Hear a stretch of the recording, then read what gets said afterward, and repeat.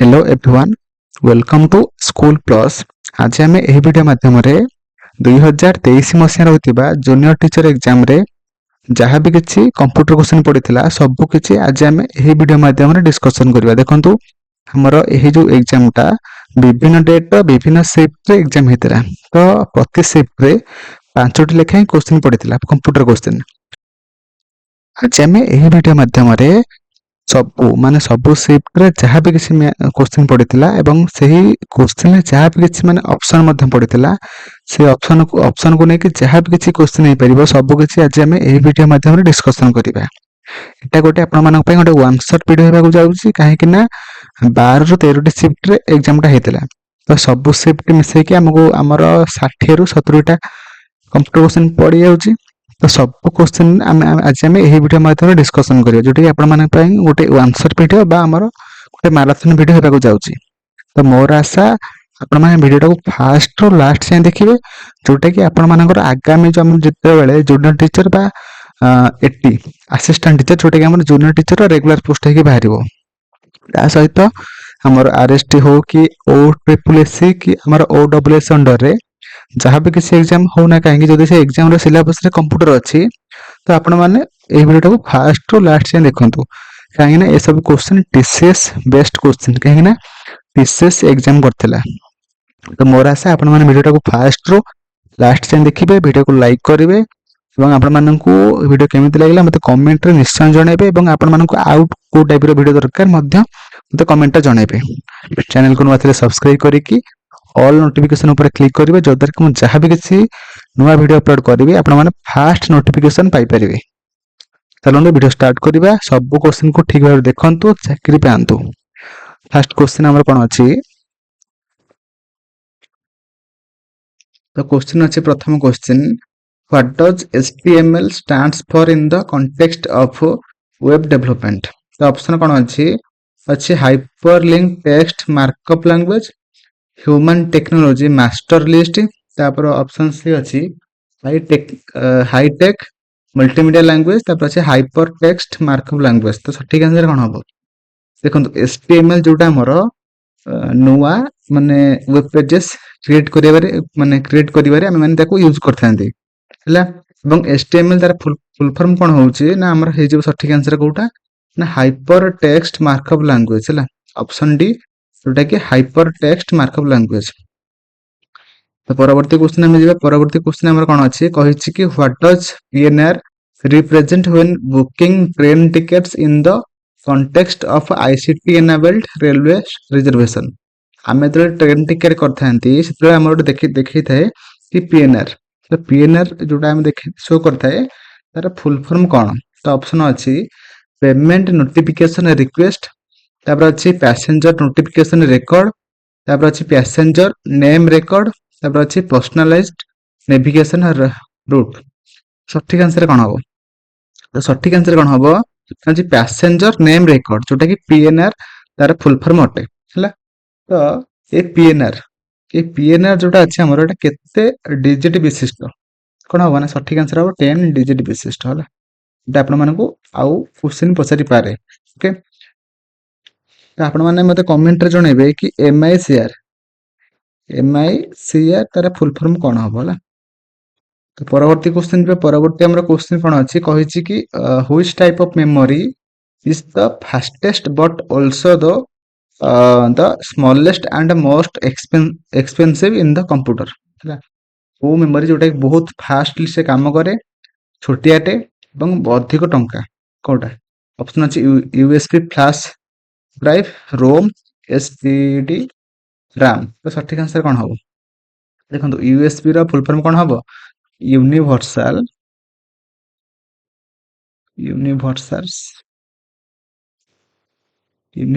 Serial बस हला। रसला रोम कोन हबो रीड ओनली मेमोरी रसला एसटीडी कोन हबो हार्ड डिस्क ड्राइव रसला रैम रैंडम एक्सेस मेमोरी हला बुझला। ଆମର ରାମଟା କ'ଣ ନା ଆମର ହଉଛି କ'ଣ ନା ଭୋଲାଟାଇଲ୍ ନେଚର, ଏଣ୍ଡ ରମ୍ କ'ଣ ନନ୍ ଭୋଲାଟାଇଲ୍ ନେଚର। ମାନେ ଯଦି ଆମେ ମାନେ କରେଣ୍ଟ ଗଲା ପରେ ଆଉ ଗୋଟେ କଥା କି ରାମରେ ଯଦି ଆମେ ମାନେ କୌଣସି ବି ମାନେ ଡାଟା ଷ୍ଟୋର କରୁଛନ୍ତି, ଯଦି କରେଣ୍ଟ ପଳେଇଲା ତ ସେଥିରେ ଥିବା ଯାହା ବି ଆମେ ଷ୍ଟୋର କରିଥିବା ଡାଟା ସବୁ କିଛି ଡିଲିଟ୍ ହେଇଯିବ, କିନ୍ତୁ ସେଟାକୁ ଆମେ କହିଥାନ୍ତି ଭୋଲାଟାଇଲ୍ ନେଚର। ଆଉ ଯଦି ଆମେ ମାନେ ରୋମରେ ଯେକୌଣସି ଗୋଟେ ବି ଡାଟା ମାନେ ଷ୍ଟୋର କରୁଛନ୍ତି, ଯଦି ବି କରେଣ୍ଟ ପଳଉଛି ତେବେ ଯାଇକି ତେବେ ବି ଆମର ଯାହା ବି କିଛି ଷ୍ଟୋର କରିଥିବା ଡାଟା ସବୁ ଷ୍ଟୋର ହେଇକି ରହିବ, ସେଟା ହଉଛି ନନ୍ ଭୋଲାଟାଇଲ୍ ନେଚର ହେଲା। ଆଉ ଆମର ଗୋଟେ ଥାଏ SST। SST ର ଫୁଲ୍ ଫର୍ମ କ'ଣ ମତେ କମେଣ୍ଟରେ ଜଣେଇବେ ହେଲା। ସଲିଡ୍ ଷ୍ଟେଟ୍ ଡ୍ରାଇଭ୍ ହେଲା, ଯୋଉଟା କି HDD ଆଗରୁ ଲାପଟପ୍ ଗୁଡାକରେ ସବୁ HDD ଆସୁଥିଲା, ମାନେ ଏଟା ଟିକେ ସ୍ଲୋ ମେମୋରି ହେଲା। ଆଉ ଆମର SST ଯୋଉଟା ଆମର ବହୁତ ସ୍ପିଡଲି ସେ କାମ କରିଥାଏ ହେଲା। ତା ପରବର୍ତ୍ତୀ କ୍ୱେଶ୍ଚିନ୍, ଆଉ SST ଯୋଉଟା ଆମର ଟିକେ ଅଧିକ ଟଙ୍କା ହେଲା, ଆଉ HDD ଟା ଆମର ଟିକେ ଅଳ୍ପ ଟଙ୍କା। ତ ପରବର୍ତ୍ତୀ କ୍ୱେଶ୍ଚିନ୍ କହିଛି କି ଆମର what does HDMI stands for when connecting displays on a computer ହେଲା। ଯଦି ଆମେ ମାନେ ଏଠି ସେ ପଚାରିଛି କି HDMI ର ଫୁଲ୍ ଫର୍ମ କ'ଣ ହେଲା। ତ ଆମର ଅପସନ୍ ଅଛି home digital monitor interface, hybrid display mode indicator, ତାପରେ ହচ্ছে ହାଇ DPI ମ୍ୟାଟ୍ରିକ୍ସ ଇଣ୍ଟିଗ୍ରେସନ, ତାପରେ ହচ্ছে ହାଇ ଡେଫିନେସନ ମଲ୍ଟିମିଡ଼ିଆ ଇଣ୍ଟରଫେସ୍ ହେଲା। ସଠିକ୍ ଆନ୍ସର କ'ଣ ହବ ନା ଆମର HDMI ଯୋଉଟା ଆମର ଅଛି ସେଟା ଆମେ କ'ଣ ପାଇଁ ୟୁଜ୍ କରିଥାନ୍ତି ନା ଆମର ଟିଭିରେ ମଧ୍ୟ ଆମେ ମାନେ ଯୋଉ ଆମର ସ୍ମାର୍ଟ ଟିଭି ଆସୁଛି ସେଥିରେ ଆମେ ମାନେ HDMI କର୍ଡ ୟୁଜ୍ କରିଥାନ୍ତି, ମାନେ ଅଧିକ କ୍ଲିୟର ଦେଖାହବ ବୋଲି। ତା ସହିତ PC ହେଲା କି ଆମର CPU ରେ ମଧ୍ୟ ଆମେ ମାନେ ତାକୁ ୟୁଜ୍ କରିଥାନ୍ତି। ଏଠି ସେ ପଚାରୁଛି HDMI ର ଫୁଲ୍ ଫର୍ମ କ'ଣ। ସଠିକ୍ ଆନ୍ସର କ'ଣ ହବ ନା ଅପସନ୍ ଡି, ଯୋଉଟା କି ହାଇ ଡେଫିନେସନ ମଲ୍ଟିମିଡ଼ିଆ ଇଣ୍ଟରଫେସ୍ ହେଲା। ତ ପରବର୍ତ୍ତୀ କ୍ୱେଶ୍ଚିନ୍ ଆମର କ'ଣ କହିଛି ନା which computer pioneer is known for her work on the world first compiler, the COBOL programming language and the concept of machine independent programming। ଦେଖନ୍ତୁ ଏଠି COBOL ଗୋଟେ କହିଛି, ଏ COBOL ର ଫୁଲ୍ ଫର୍ମ କ'ଣ ହବ ନା କମନ୍ ବିଜନେସ୍ ଓରିଏଣ୍ଟେଡ୍ ଲାଙ୍ଗୁଏଜ ହେଲା। ଆସିଲେ ସେ କହିଛି କି ଆମର କାହାକୁ ଆମେ ମାନେ ତ କ'ଣ କହିଥାନ୍ତି ନା ଆମେ କହିଥାନ୍ତି ଫାଷ୍ଟ ୱାର୍ଲଡ ମାନେ କିଏ ଫାଷ୍ଟ COBOL ପ୍ରୋଗ୍ରାମିଂ ଲାଙ୍ଗୁଏଜ କୁ ଫାଷ୍ଟ ଇନଭେଣ୍ଟ କରିଥିଲେ, ଏବଂ ତା ସହିତ କମ୍ପାଇଲରକୁ ମଧ୍ୟ ମାନେ ଫାଷ୍ଟ ଇନଭେଣ୍ଟ କରିଥିଲେ। କିଏ କରିଥିଲେ ନା ଆମର କିଏ କରିଥିଲେ ନା ଗ୍ରେସ୍ ହୋପର ହେଲା। ଅପସନ୍ ବି ହେଇଯିବ ସଠିକ୍ ଆନ୍ସର, ଏଟା ଆପଣ ମାନେ ମନେ ରଖିବେ, ଯୋଉଟା କି ଗ୍ରେସ୍ ହୋପର। ତାପରେ ଆସିଲା କି ଆଲାନ୍ ଟର୍ନିଂ, ତାଙ୍କୁ ଆମେ କ'ଣ କହିଥାନ୍ତି ଆଲାନ୍ ଟର୍ନିଂକୁ ଆମେ କ'ଣ କହିଥାନ୍ତି ନା ଫାଦର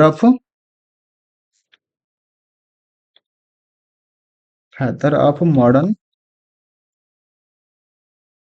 କମ୍ପ୍ୟୁଟିଂ ହେଲା।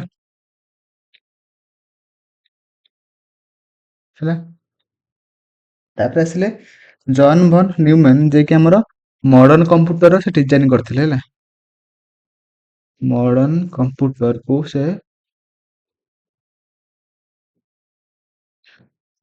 ସେ ଡିଜାଇନ କରିଥିଲେ ହେଲା, ବୁଝିଲା। ପରବର୍ତ୍ତୀ ଆମେ କ୍ୱେଶ୍ଚିନ୍ କୁ ଯିବା। ପରବର୍ତ୍ତୀ କ୍ୱେଶ୍ଚିନ୍ କ'ଣ ଅଛି, ଆଉ ଗୋଟେ ସିଫ୍ଟ ର କମ୍ପ୍ୟୁଟର କ୍ୱେଶ୍ଚିନ୍ କ'ଣ ଅଛି, କହିଛି କି ଆମର what does OCR stands for in the context of e-governance for railway reservation ହେଲା। ଆମର ଯୋଉ ରେଲୱେ ରିଜର୍ଭେସନ ଟାଇମରେ OCR ର ଫୁଲ୍ ଫର୍ମ କ'ଣ ସେ ପଚାରିଛି ହେଲା।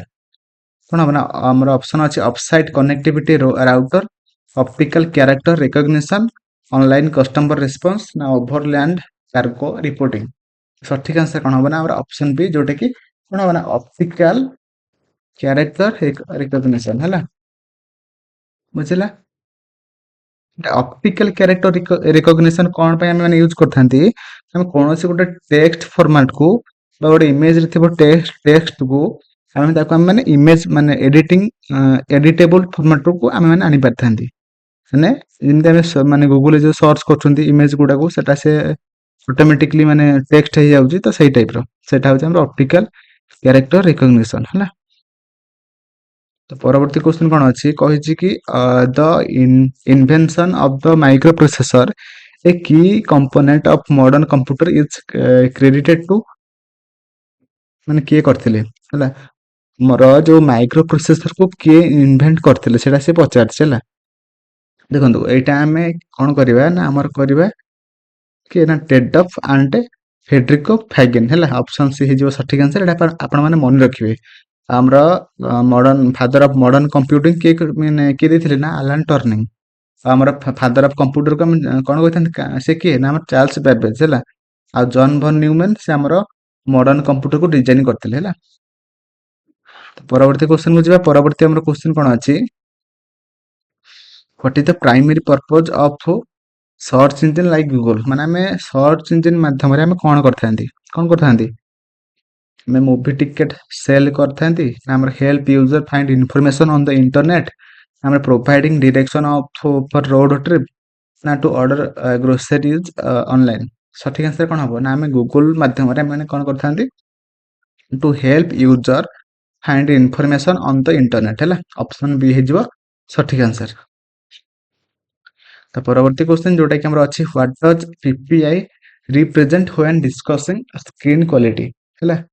ତ ଆମର ପିପିଆଇ ର ଫୁଲ୍ ଫର୍ମ ସେ ପଚାରିଛି, କଣ ହବ ନା ଆମର ହବ ପିକ୍ସେଲ ପର ଇଞ୍ଚେସ୍ ହେଲା। ଅପସନ୍ ଡି ହେଇଯିବ ସଠିକ ଆନ୍ସର, ଯୋଉଟା କି ପିକ୍ସେଲ ପର ଇଞ୍ଚେସ୍ ହେଲା। ତ ପରବର୍ତ୍ତୀ କ୍ୱେଶ୍ଚନ କଣ ଅଛି, କହିଛି କି what is the primary function of CPU case memory ହେଲା। ତ ଯୋଉ ସିପିୟୁ ଥାଏ, ସିପିୟୁ ଯୋଉ ଆମର ଥାଏ କେସ୍ ମେମୋରି, ତାର ମାନେ ଫଙ୍କସନ କଣ? ଅପସନ୍ ଅଛି to display graphics on the monitor, to provide temporary high speed storage for frequently used data, to control the computer's peripherals, long term data storage। कौन सठिक आंसर ना हमर केस मेमोरी जोटा हमर थाए कंप्यूटर रे, तार मेन काम कौन ना to provide a temporary high speed storage for frequently use data. माने जो हमर केस मेमोरी कौन करथे ना डाटा गुड टेम्पोरारी भाव से स्टोर करथे एवं ता सहित सेटा करिया द्वारा हमर जो से सीपीयू को अधिक स्पीड रे काम करि पारिथे हैला, जोटा कि कैश मेमोरी रो फंक्शन अटे। तो ऑप्शन बी हे जिवो सटीक आंसर हैला, to provide temporary high speed storage for frequently use data हैला। तो आ गोटे सेट रो क्वेश्चन को जिबा एवं प्रति सेट रे 5टा लेखाए क्वेश्चन पडिथिला हैला।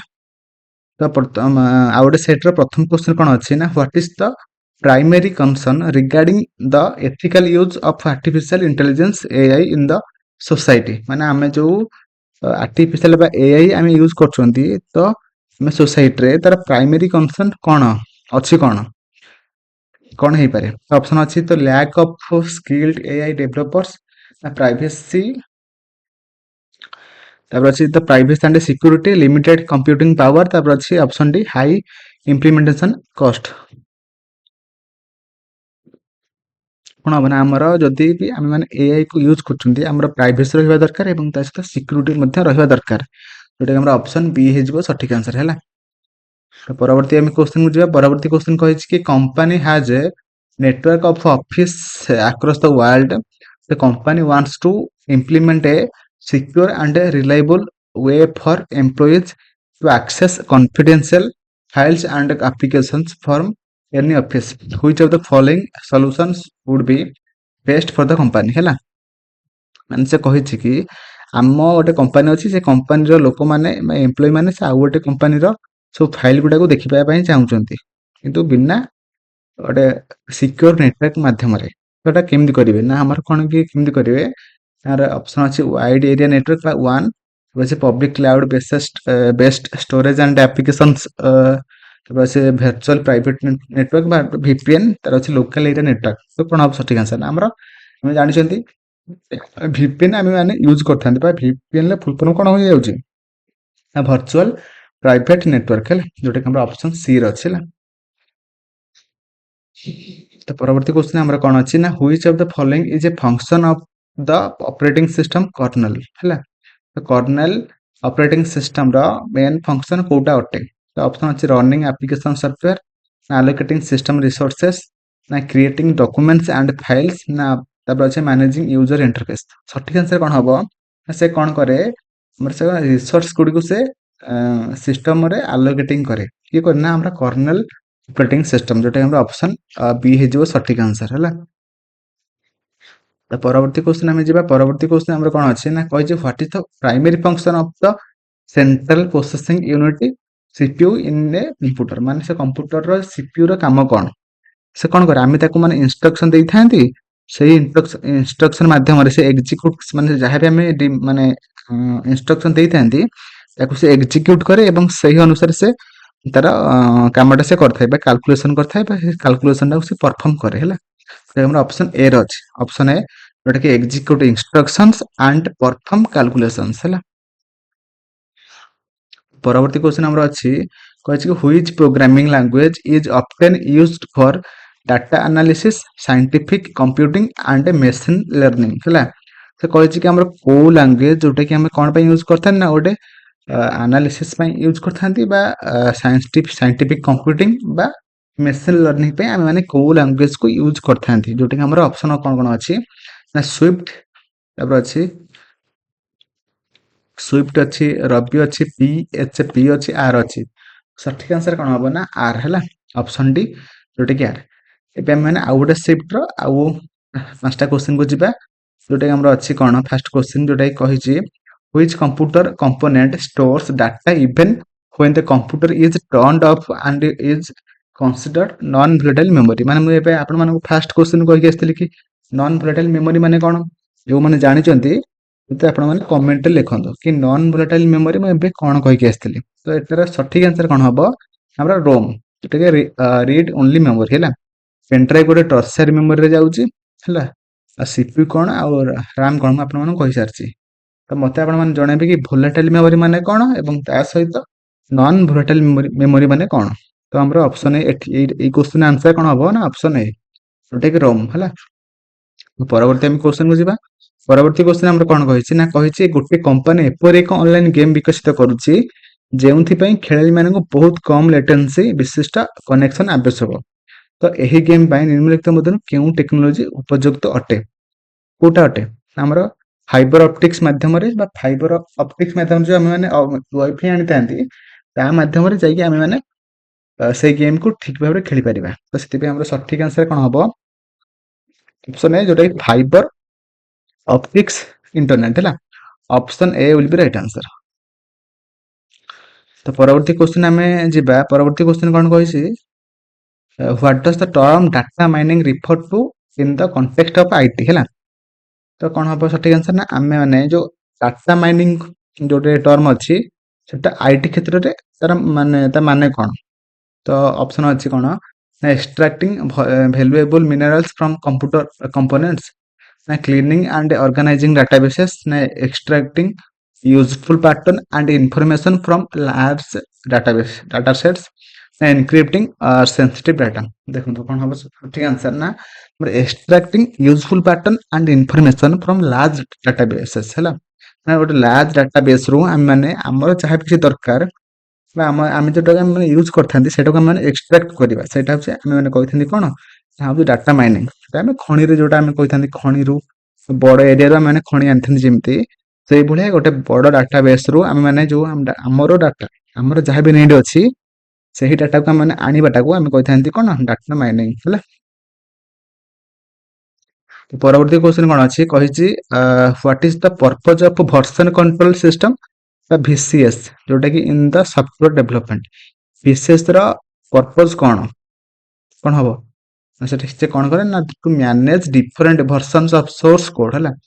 ଆମର different version of source code କୁ ସେ ମ୍ୟାନେଜ କରେ ଯୋଉଟା କି ଆମର ଭିସିଏସ୍ ର କାମ ଅଟେ ବା ଫଙ୍କସନ ଅଟେ ଯୋଉଟା କି ଆମର ଅପସନ ଏ ର ଅଛି ହେଲା। ତ ପରବର୍ତ୍ତୀ କ୍ୱେଶ୍ଚିନ୍ କୁ ଯିବା। ପରବର୍ତ୍ତୀ ଆମର କ୍ୱେଶ୍ଚିନ୍ କଣ ଦେଇଛି ନା what is the purpose of virtual memory in operating system ମାନେ ଆମର ଅପରେଟିଂ ସିଷ୍ଟମ ରେ ଭର୍ଚୁଆଲ ମେମୋରି ତାର ପର୍ପଜ ମେନ୍ ପର୍ପଜ କଣ। ତ ଅପସନ ଅଛି provide a large address space than the physical memory, enhance graphical user interfaces, ତାପରେ ଅଛି increase physical RAM, ତାପରେ extend the lifetime of hardware components। ତ ସଠିକ ଆନ୍ସର କଣ ହବ ନା ସେ କଣ କହିଛି ଅପସନ ଏ ସଠିକ ଆନ୍ସର ହେଇଯିବ କାହିଁକି ନା ପ୍ରୋଭାଇଡ ଏ ଲାର୍ଜ ଆଡ୍ରେସ ସ୍ପେସ୍ ଦ୍ୟାନ୍ ଦ ଫିଜିକାଲ ମେମୋରି କାହିଁକି ନା ଆମେ ଯୋଉ ବି ମେମୋରି ୟୁଜ କରୁଛନ୍ତି ତାର ଫିଜିକାଲ ମେମୋରି ସେଟାକୁ ଆମେ କଣ କହିଥିଲେ ନା ଫିଜିକାଲ ମେମୋରି। କିନ୍ତୁ ଆମର ଯୋଉ ଗୁଗୁଲ ଡ୍ରାଇଭ ହେଇଗଲା ତ ସେଇ ଟାଇପ ର ସେଠୁ ବିନା ମେମୋରି କାର୍ଡ ବିନା ଆମେ ମାନେ ସବୁ ମେମୋରି କୁ ଆମେ ୟୁଜ କରିପାରିବା ସେଠୁ ଆମେ କହିଥାନ୍ତି କଣ ଭର୍ଚୁଆଲ ମେମୋରି। ଯେମିତି ଆମର ଗୁଗୁଲ ଡ୍ରାଇଭ ହେଲା ଆଉ କଣ ନା ଜିଓ ର ବି କ୍ଲାଉଡ ଅଛି ସବୁ କମ୍ପାନୀର କ୍ଲାଉଡ୍ ଅଛି, ସେଇଟାକୁ ଆମେ କହିଥାନ୍ତି କ'ଣ ନା ଭର୍ଚୁଆଲ୍ ମେମୋରି ହେଲା। ତ ଅପସନ୍ ଏ ହେଇଯିବ ସଠିକ୍ ଆନ୍ସର୍ ହେଲା। ଆଉ ଗୋଟେ ସେଟ୍‌ର ଆଉ 5ଟା କ୍ୱେଶ୍ଚନ୍‌କୁ ଯିବା। ତ ଅପସନ୍ ଏଇଟା ପ୍ରଥମ କ୍ୱେଶ୍ଚନ୍ କ'ଣ ଅଛି ନା which data structure organises data in a hierarchical format with parents child relationship ହେଲା। ଆମେ ଯୋଉଠି ପ୍ୟାରେଣ୍ଟସ୍ ଆଣ୍ଡ ଚାଇଲ୍ଡର ରିଲେସନସିପ୍‌କୁ ଆମେ କୋଉ ଫର୍ମାଟ୍‌ରେ ଶୋ କରେଇ ପାରିବା। ତ ଅପସନ୍ ଅଛି ଟ୍ରି ଅଛି, ଷ୍ଟାକ୍ ଅଛି, ଗ୍ରାଫ୍ ଅଛି ହେଲା। ଏତିକି ଅଛି, 4ଟା ଅପସନ୍ ଅଛି ହେଲା। ତ ସଠିକ୍ ଆନ୍ସର୍ କ'ଣ ହବ ନା ଆମର ଟ୍ରି ହେଇଯିବ ହେଲା। ଆମେ ପ୍ୟାରେଣ୍ଟସ୍ ଆଣ୍ଡ ଚାଇଲ୍ଡର ଯୋଉ ରିଲେସନକୁ ଆମେମାନେ ଟ୍ରି ଗ୍ରାଫ୍ ମାଧ୍ୟମରେ ଆମେମାନେ ଶୋ କରେଇ ପାରିବା ହେଲା। ତ ଅପସନ୍ ଏ ହେଇଯିବ ସଠିକ୍ ଆନ୍ସର୍ ହେଲା, ଟ୍ରି। ତ ପରବର୍ତ୍ତୀ ଆମେ କ୍ୱେଶ୍ଚନ୍‌କୁ ଯିବା। ପରବର୍ତ୍ତୀ ଆମର କ୍ୱେଶ୍ଚନ୍ କ'ଣ ଅଛି, କହିଛି what is the function of the task manager in operating system like window. ମାନେ ୱିଣ୍ଡୋ ଭଳିଆ ଆମର ଅପରେଟିଂ ଯୋଉ ଆମର ମାନେ ଟାସ୍କ ମ୍ୟାନେଜର ଅଛି ଅପରେଟିଂ ସିଷ୍ଟମ୍, ତ ତାର ମେନ୍ ଫଙ୍କସନ୍ କ'ଣ ଅଟେ? କ'ଣ ହବ ନା ଆମର ଅପସନ୍ ଅଛି ଫାଇଲ୍ ମ୍ୟାନେଜମେଣ୍ଟ ସେ କରିବ, ନା ସିଷ୍ଟମ୍ ବ୍ୟାକଅପ୍ କରିବ, ନା ପ୍ରୋସେସ୍ ଆଣ୍ଡ ରିସୋର୍ସ ମନିଟରିଂ କରିବ, ନା ୟୁଜର ଅଥେଣ୍ଟିକେସନ୍ କରିବ। ଦେଖନ୍ତୁ ଆମର ଟାସ୍କ ମ୍ୟାନେଜରର କାମ କ'ଣ ନା ସେ ପ୍ରୋସେସ୍ କରିବ ଏବଂ ତା ସହିତ ରିସୋର୍ସ ଗୁଡ଼ିକୁ ସବୁ ସେ ମନିଟରିଂ କରିବ। ଏଇଟା ହେଉଛି ଆମର ମେନ୍ ଫଙ୍କସନ୍ ଅଟେ। Okay, option C will be right answer. ପରବର୍ତ୍ତୀ କ୍ୱେଶ୍ଚନ୍ ଆମର କ'ଣ ଅଛି, କହିଛି what is the purpose of the internet protocol IP. ଦେଖନ୍ତୁ ସେଟ୍ ଅଫ୍ ରୁଲ୍‌କୁ ଆମେ କ'ଣ କହିଥାନ୍ତି, ପ୍ରୋଟୋକଲ୍ କହିଥାନ୍ତି ହେଲା। ଆପଣମାନଙ୍କୁ ଆଇପିର ମଧ୍ୟ ଫୁଲ୍ ଫର୍ମ ପଚାରିବ କି ଇଣ୍ଟରନେଟ୍ ପ୍ରୋଟୋକଲ୍ ହେଲା। Headers time to live TTL field ହେଲା। ମାନେ କ'ଣ ଆଇପିର ମାନେ ମେନ୍ ପର୍ପଜ୍ କ'ଣ ନା, ତ କ'ଣ ହେଇଯିବ ସଠିକ୍ ଆନ୍ସର୍ ନା to prevent packets from calculating endlessly in the network ହେଲା। ତ ପରବର୍ତ୍ତୀ କ୍ୱେଶ୍ଚନ୍ ଆପଣମାନଙ୍କୁ କ'ଣ କହିଛି ନା which computer port is commonly used to connect external devices such as keyboards, mouse and printer. ତ ଏସବୁ ଡିଭାଇସ୍ ଗୁଡ଼ିକ ହେଲା କିବୋର୍ଡ ହେଇଗଲା କି ମାଉସ୍ ହେଇଗଲା କି ପ୍ରିଣ୍ଟର ହେଇଗଲା। ତ ଏଗୁଡ଼ିକରେ ଆମେ କୋଉ ଟାଇପ୍ର ପୋର୍ଟକୁ ଆମେ ମାନେ ୟୁଜ୍ କରିଥାନ୍ତି ଆମର ୟୁଏସବି ହେଲା, ୟୁନିଭର୍ସାଲ ସିରିଆଲ ବସ୍ ହେଲା। ଅପସନ୍ ସି ହେଇଯିବ ସଠିକ୍ ଆନ୍ସର୍ ହେଲା। ଭିଜିଏ ମାନେ କ'ଣ, ଭିଡ଼ିଓ ଗ୍ରାଫିକ୍ ଆରେ, ଭିଡ଼ିଓ ଗ୍ରାଫିକ୍ ଆରେ ଯୋଉଟାକି ଆମେ ପିସି ହେଲା, ପ୍ରୋଜେକ୍ଟର ହେଲା, ସେଇଗୁଡ଼ିକ ସବୁ ଡିଭାଇସ୍ ଗୁଡ଼ିକ ସେଇ ଟାଇପ୍ର ଡିଭାଇସ୍ ଗୁଡ଼ିକରେ ଆମେ ମାନେ ୟୁଜ୍ କରିଥାନ୍ତି ହେଲା। ଇଥରନେଟ୍ କ'ଣ ମାନେ ଲୋକାଲ ଏରିଆ ଲ୍ୟାନ୍‌ରେ ଆମେ ମାନେ ୟୁଜ୍ କରିଥାନ୍ତି ହେଲା। HDMI ତ ମୁଁ କହିସାରିଛି ହେଲା, HDMI ହେଲା। ଅଛି ହ୍ୱାଟ୍ ଡଜ୍ ଆର୍‌ଜିବି, ମାନେ ସେ କହିଛି କି ଆର୍‌ଜିବିର ଫୁଲ୍ ଫର୍ମ କ'ଣ। ଓକେ, ତ RGB stands for in display properties setting. ମାନେ ଆପଣମାନଙ୍କର ଯୋଉ ଡିସପ୍ଲେରେ ଆର୍‌ଜିବି ଅଛି, ତ ଆର୍‌ଜିବିର ଫୁଲ୍ ଫର୍ମ କ'ଣ? ଦେଖନ୍ତୁ ମୁଁ ଆପଣମାନଙ୍କୁ ସବୁ କିଛି ମାନେ ଗୋଟେ ଥିଓରି କ୍ଲାସ୍ କରିଥିଲି କି ଗୋଟେ ହେଉଛି 12 ଘଣ୍ଟାର କ୍ଲାସ୍ କରିଥିଲି। ତ ସେଇ କ୍ଲାସ୍‌ରେ ମାନେ ସବୁ ମାନେ କମ୍ପ୍ୟୁଟର ଯୋଉ ସବଜେକ୍ଟର A to Z ସବୁ ମାନେ ଥିଓରି ଆଣ୍ଡ ତା ସହିତ MCQକୁ ସବୁ ଗୋଟେ ଭିଡ଼ିଓରେ କମ୍ପ୍ଲିଟ୍ କରିଛି। ତ ଯଦି ଆପଣମାନେ ଦେଖିନାହାନ୍ତି ଯାଇକି ମାନେ ଚ୍ୟାନେଲରେ ଆଭେଲେବୁଲ୍ ଅଛି, ଯାଇକି ଦେଖନ୍ତୁ। ମୋର ଗ୍ୟାରେଣ୍ଟି ଆପଣମାନେ ସବୁ କିଛି ଠିକ୍ ଭାବରେ ବୁଝିପାରିବେ ଏବଂ ଏଇ ସବୁ କ୍ୱେଶ୍ଚିନ୍ ଗୁଡ଼ିକୁ ନେଇକି ଯାହା ବି କିଛି ମାନେ କନସେପ୍ଟ ଅଛି ନା, ତ ସେଠି ମୁଁ ସବୁ କିଛି ଆପଣମାନଙ୍କ ସହିତ ମୁଁ ମାନେ ଡିସ୍କସନ୍ କରିଛି। ଓକେ, ତ ମୋତେ କୁହନ୍ତୁ ଆର୍‌ଜିବିର ଫୁଲ୍ ଫର୍ମ କ'ଣ ହବ? ଦେଖନ୍ତୁ ଏଠି ଅପସନ୍ ଦେଇଛି random graphics box, real time graphics boost, resolution for games and browsing. ତ ଅପସନ୍ ଡି ଅଛି ରେଡ୍, ଗ୍ରୀନ୍, ବ୍ଲୁ। ତ ମୋତେ କୁହନ୍ତୁ କ'ଣ ହବ ସଠିକ୍ ଆନ୍ସର୍। ତ ଦେଖନ୍ତୁ ଅପସନ୍ ଡି ଆମର ସଠିକ୍ ଆନ୍ସର୍ ହବ ତ ରେଡ୍, ଗ୍ରୀନ୍, ବ୍ଲୁ, ଯୋଉଟାକି ଆର୍‌ଜିବିର ଫୁଲ୍ ଫର୍ମ ଅଟେ। ଓକେ, ଏବଂ ତା ସହିତ ଆର୍‌ଜିବିକୁ ନେଇକି ଯାହା ବି କିଛି ଏକ୍ସଟ୍ରା ପଏଣ୍ଟ ଅଛି ସବୁ କିଛି ମୁଁ ଆପଣମାନଙ୍କୁ ସେହି ଥିଓରି କ୍ଲାସ୍‌ରେ ମାନେ କହିଦେଇଛି ଏବଂ ସେଇ ଥିଓରି କ୍ଲାସ୍‌ର ଲିଙ୍କ୍ ମୁଁ ଆପଣମାନଙ୍କୁ କମେଣ୍ଟ ସେକ୍ସନ୍ ହଉ କିମ୍ବା ଡିସ୍କ୍ରିପ୍ସନ୍ ବକ୍ସରେ ମୁଁ ଆପଣମାନଙ୍କୁ ଦେଇଦେବି। ଆପଣମାନେ ଯାଇକି ସେ ଭିଡ଼ିଓକୁ ଦେଖନ୍ତୁ। ଓକେ, ସବୁ କିଛି ଆପଣମାନେ ଠିକ୍ ଭାବରେ ବୁଝିପାରିବେ। ତ ପରବର୍ତ୍ତୀ କ୍ୱେଶ୍ଚନ୍‌କୁ ଯିବା। ପରବର୍ତ୍ତୀ କ୍ୱେଶ୍ଚନ୍ କହିଛି କି what is the term for the practice of sharing information, idea and opinions on the internet. ମାନେ ଆପଣମାନେ ଦେଖନ୍ତୁ, ଆପଣମାନେ ଇଣ୍ଟରନେଟ୍‌ରେ ଆପଣମାନଙ୍କର ଯୋଉ ଯାହା ବି କିଛି ଇନଫର୍ମେସନ୍, ଆଇଡ଼ିଆ ଆଣ୍ଡ ଓପିନିଅନ୍‌କୁ ଯୋଉ ସେୟାର କରନ୍ତି, ସେହି ଯୋଉ ସେୟାର କରିବାର ପ୍ରୋସେସ୍‌କୁ ଆପଣମାନେ କେଉଁ ଟର୍ମରେ ମାନେ ଏକ୍ସପ୍ରେସ୍ କରନ୍ତି? ଅପସନ୍ ଅଛି ଟେଲିକମ୍ୟୁନିକେସନ୍, ଅପସନ୍ ଡି ବି ଅଛି ସୋସିଆଲ ନେଟୱାର୍କିଂ, ଅପସନ୍ ସି ଅଛି internet shopping and option D ଅଛି ସ୍କାଏ ଡିଭାଇଡିଂ ସରି ସ୍କାଏ ଡାଇଭିଂ। ତ ସଠିକ ଆନ୍ସର କଣ ହବ? ଆପଣମାନେ ତ ଦେଖିପାରୁଥିବେ ମାନେ କଲରକୁ ଦେଖିକି, କିନ୍ତୁ ଆପଣମାନେ ଟିକେ ମନେ ରଖିବେ। ଓକେ, ତ ଆପଣମାନେ ଯାହା ବି କିଛି ଇଣ୍ଟରନେଟରେ ଯାହା ବି କିଛି ଆଇଡିଆ ଇନଫର୍ମେସନ ଆଣ୍ଡ ଓପିନିଅନକୁ ସେୟାର କରନ୍ତି, ସେଇ ଯୋଉ ପ୍ରୋସେସକୁ ବା ସେଇ ଟର୍ମକୁ ଆମେ କଣ କହିଥାନ୍ତି? ଆମେ କହିଥାନ୍ତି ସୋସିଆଲ ନେଟୱାର୍କିଂ। ତ option B will be right answer, social networking. Okay,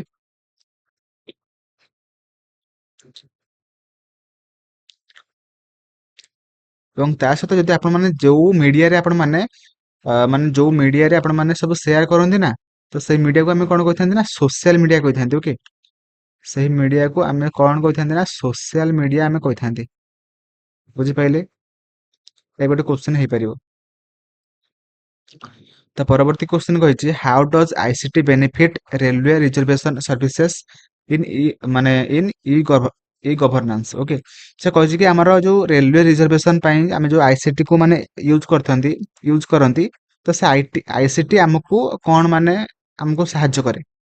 ତ ଅପସନ୍ ଅଛି କି କହିଛି simplifying ticket booking and improving access. Option B ଅଛି by reducing the number of available trains. Option C ଅଛି by making reservation processes manual and time consuming. Option D ଅଛି by increasing ticket prices. ଦେଖନ୍ତୁ ଆମର ସଠିକ answer କଣ ହବ ନା, ଦେଖନ୍ତୁ ଆମର ଅପସନ୍ ଏଟା ସଠିକ ଆନ୍ସର ହବ, କାହିଁକି ନା by simplifying ticket booking and improving access. ମାନେ ସେ କଣ କରେ ନା, ଦେଖନ୍ତୁ ଫାଷ୍ଟ ଆମର ଆଇସିଟି ର ଫୁଲ ଫର୍ମ କଣ ନା information and communication technology. Okay, ବୁଝିପାରିଲେ? Information and communication technology. ତ ତା ମାଧ୍ୟମରେ ଆମର କଣ ହୁଏ ନା, ସେ କଣ କରେ ଆମର ଟିକେଟ ବୁକିଂ କୁ ବହୁତ ସିମ୍ପଲି ୱେରେ ସେ ମାନେ ବୁକିଂ କରିପାରେ। ଏବଂ ତା ସହିତ ଇମ୍ପ୍ରୁଭିଂ ମାନେ ସେ ଯୋଉ ଆକ୍ସେସ ଲୋକମାନେ ମାନେ କିପରି ଭାବରେ ସମସ୍ତେ ମାନେ ପୁରା ଇଜି ୱେରେ ମାନେ ଆକ୍ସେସ କରିପାରିବେ, ତ ସେଇ ଯୋଉ ଫ୍ୟାସିଲିଟିକୁ ସେ ଇମ୍ପ୍ରୁଭ କରେ। ତ ସେଥିପାଇଁ ଆମର ଅପସନ ଏଟା ଆମର ସଠିକ ଆନ୍ସର ହବ। ତ ପରବର୍ତ୍ତୀ କ୍ୱେଶ୍ଚନ କହିଛି which type of computer memory is volatile and losses its data when the computer is powered off power off। Okay, ସେ କହିଛି କି ଆପଣ ଦେଖନ୍ତୁ, ମୁଁ ଆପଣମାନଙ୍କୁ ସବୁ କିଛି ଥିଓରି କ୍ଲାସରେ କହିସାରିଛି କି ଯଦି ଆପଣମାନଙ୍କ କମ୍ପ୍ୟୁଟରରେ ଯଦି ଆମର ଦି ପ୍ରକାରର ମେମୋରି ଅଛି, ବୁଝିପାରିଲେ? ଗୋଟେ ହଉଛି ଭୋଲାଟାଇଲ ମେମୋରି ଆଣ୍ଡ ଆଉ ଗୋଟେ କଣ ନା ଆଉ ଗୋଟେ ହଉଛି ନନ୍ ଭୋଲାଟାଇଲ ମେମୋରି। ନନ୍ ଭୋଲାଟାଇଲ ମେମୋରି, ବୁଝିପାରିଲେ? ତ ଭୋଲାଟାଇଲ ମେମୋରି ମାନେ କଣ ଆଣ୍ଡ ନନ୍ ଭୋଲାଟାଇଲ ମେମୋରି ମାନେ କଣ? ଦେଖନ୍ତୁ, ଆମର ଯଦି ମାନେ କମ୍ପ୍ୟୁଟରକୁ ଯଦି ଆମେ ମାନେ କରେଣ୍ଟ ଦଉନାହାନ୍ତି, ତ ତାପରେ ଯଦି ଯୋଉ ମେମୋରି ତାର ମାନେ ପ୍ରିଭିୟସ ଡାଟା ଗୁଡିକ ସବୁ ଯଦି ସେଭ୍ କରିକି ରଖୁଛି, ତ ସେହି ପ୍ରକାରର ମେମୋରିକୁ ଆମେ କଣ କହିଥାନ୍ତି? ଆମେ କହିଥାନ୍ତି ନନ୍ ଭୋଲାଟାଇଲ ମେମୋରି। ଯଦି ସେଇ ପ୍ରିଭିୟସ ଡାଟା ଗୁଡିକ ସବୁ ଡିଲିଟ ହେଇଯାଉଛି, ତାକୁ ଆମେ କଣ କହିଥାନ୍ତି? ଆମେ କହିଥାନ୍ତି ଭୋଲାଟାଇଲ memory.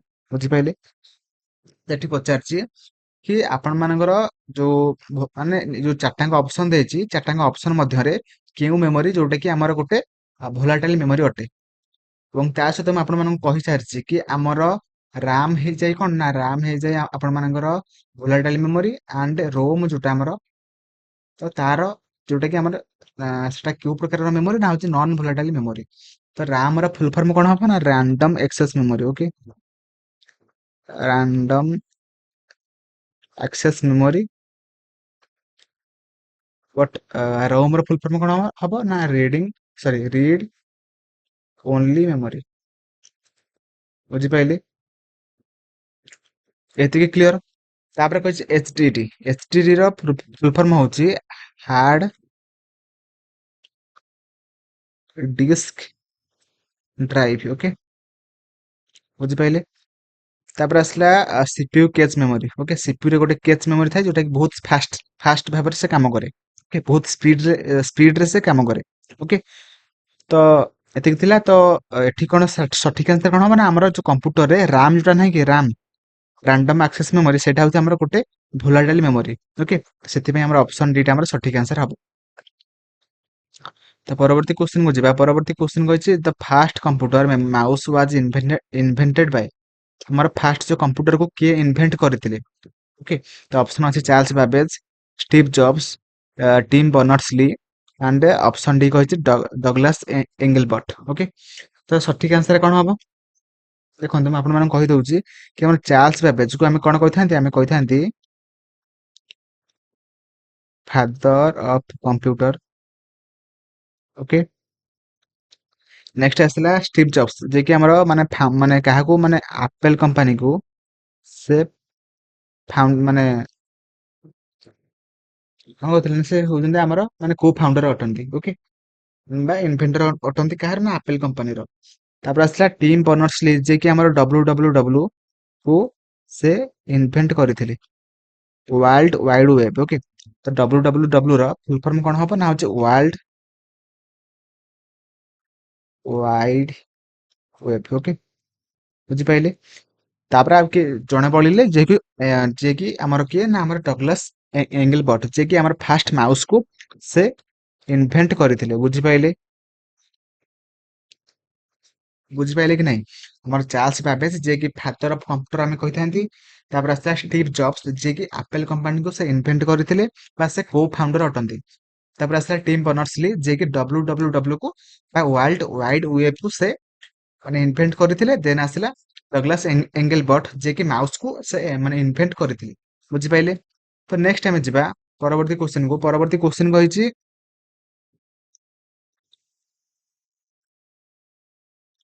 which protocol is typically used for wired LAN connection to assign IP address automatically। ନିମ୍ନଲିଖିତ ଅପସନ ଗୁଡିକ ମଧ୍ୟରୁ କେଉଁ ପ୍ରୋଟୋକଲ ଯୋଉଟା କି ଅଟୋମେଟିକାଲି ଯେତେବେଳେ ମାନେ LAN ସହିତ କନେକ୍ସନ ହୁଏ ତ ସେଟା ଅଟୋମେଟିକାଲି ସେ ମାନେ ଆସାଇନ ହୁଏ। ଓକେ, ତ କେଉଁ ମାନେ ପ୍ରୋଟୋକଲଟା? ଅପସନ ଅଛି DNS, DHCP, ଅପସନ ସି ଅଛି HTTP ଆଣ୍ଡ ଅପସନ ଡି ଅଛି FTP। ଦେଖନ୍ତୁ ଆମର ଆପଣମାନଙ୍କୁ ସବୁ ପ୍ରୋଟୋକଲ ଗୁଡିକର ମଧ୍ୟ ଆପଣମାନଙ୍କୁ ମାନେ ଫୁଲ ଫର୍ମ ପଚାରିବ, ତ ମୁଁ ଆପଣମାନଙ୍କୁ ସବୁ କିଛି କହିଦଉଛି ଫାଷ୍ଟ, ଦେନ୍ ମୁଁ ଆପଣମାନଙ୍କୁ କହିବି। ତ ଦେଖନ୍ତୁ ଆମର ଫାଷ୍ଟ DNS। ଓକେ, DNS ର ଫୁଲ ଫର୍ମ କଣ ହବ ନା ଆମର ଡୋମେନ୍ ନେମ୍ ସିଷ୍ଟମ। ଲେଖି ରଖନ୍ତୁ, ଡୋମେନ୍ ନେମ୍ ସିଷ୍ଟମ। ତାପରେ ଆସିଲା DHCP, ଯୋଉଟା କି କଣ ନା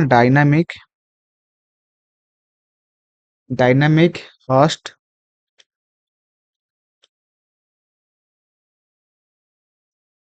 କନଫିଗୁରେସନ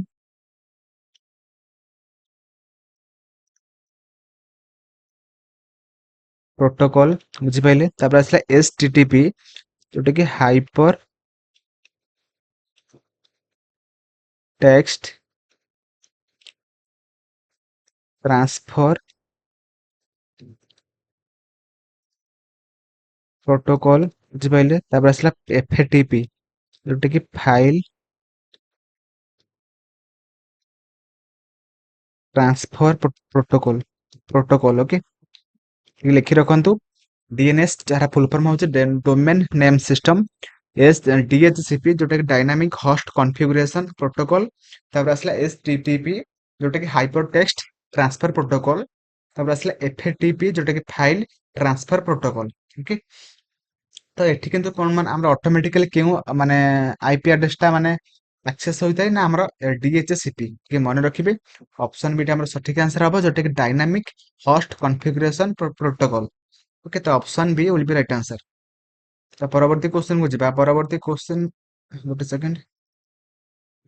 ତ ପରବର୍ତ୍ତୀ କ୍ୱେଶ୍ଚନ କହିଛି କି what is the primary purpose of virtual machine ବା VM ଆପ୍ଲିକେସନ। ମାନେ ସେ କହିଛି କି ଆମର ମେନ୍ ବା ପ୍ରାଇମେରୀ ପର୍ପଜ କାହାର ନା ଭର୍ଚୁଆଲ ମେସିନ କୁ ଆମେ ମାନେ କଣ ପାଇଁ ୟୁଜ କରିଥାନ୍ତି। ଅପସନ ଅଛି ପ୍ଲେଇଙ୍ଗ ଭିଡିଓ ଗେମ୍, ଅପସନ ବି ଅଛି ୱେବ ବ୍ରାଉଜିଂ, ଅପସନ ସି ଅଛି running multiple operating system on a single physical machine, option D ଅଛି କ୍ରିଏଟିଂ 3D ମଡେଲ। ଦେଖନ୍ତୁ ଆମର ସଠିକ ଆନ୍ସର କଣ ହବ, ଅପସନ ସି। ଓକେ, କାହିଁକି ନା ଆମେ ମାନେ ମାନେ ଭର୍ଚୁଆଲ ମେସିନ ସାହାଯ୍ୟରେ ଆମେ ମାନେ କଣ କରନ୍ତି, ଆମେ ମଲ୍ଟିପୁଲ ଅପରେଟିଂ ସିଷ୍ଟମକୁ ଗୋଟେ ସିଙ୍ଗଲ ଫିଜିକାଲ ମେସିନ ମାଧ୍ୟମରେ ଆମେ ମାନେ ଅପରେଟ କରିପାରନ୍ତି ବା ଚଲେଇ ପାରନ୍ତି। ସେଥିପାଇଁ ଆମର ସଠିକ ଆନ୍ସର ଯୋଉଟା କି ଅପସନ ସି ହେଇଯିବ ସଠିକ ଆନ୍ସର। ଓକେ, ଟିକେ ଲେଖି ରଖିବେ, ଯୋଉଟା କି ଆପଣ ମାନେ ଜାଣିନଥିବେ ତ ଲେଖି ରଖିବେ ଟିକେ। ତ ପରବର୍ତ୍ତୀ କ୍ୱେଶ୍ଚନ କହିଛି what is the purpose of register unity in the CPU। ଆମର ଦେଖନ୍ତୁ ଆମର ରେଜିଷ୍ଟର ୟୁନିଟ ର ମାନେ CPU ରେ ଦେଖନ୍ତୁ CPU ତିନୋଟି ୟୁନିଟ କୁ ନେଇ ଗଠିତ। ଗୋଟେ ହଉଛି CU ବା କଣ୍ଟ୍ରୋଲ ୟୁନିଟ, ଆଉ ଗୋଟେ ହେଲା ALU ଯୋଉଟା କି ଆରିଥमेଟିक ଲଜିକାଲ ୟୁନିଟ, ଆଉ ଗୋଟେ ହେଲା କଣ ନା ରେଜିଷ୍ଟର ୟୁନିଟ। ଓକେ, ତ ରେଜିଷ୍ଟର ୟୁନିଟ ର ପର୍ପଜ କଣ, ମାନେ ତାକୁ କଣ ପାଇଁ CPU ରେ ୟୁଜ କରାଯାଇଥାଏ? ଅପସନ ଅଛି to store data and instruction temporary, ତାପରେ ଅଛି option B to control external devices, option C ଅଛି to manage the CPU power supply, ତ ଅପସନ D ଅଛି to display output on the screen. ତ କଣ ହବ ନା ଆମର ରେଜିଷ୍ଟର ୟୁନିଟ କଣ କରେ ନା CPU ରେ ସେ କଣ କରେ ନା ହଉଛି ଡାଟା ଗୁଡିକୁ ସେ ବା ଇନଷ୍ଟ୍ରକ୍ସନ ବା ଡାଟା ଗୁଡିକୁ ସେ କଣ କରେ ନା ଟେମ୍ପୋରାରୀ ଭାବରେ ସେ ଷ୍ଟୋର କରେ।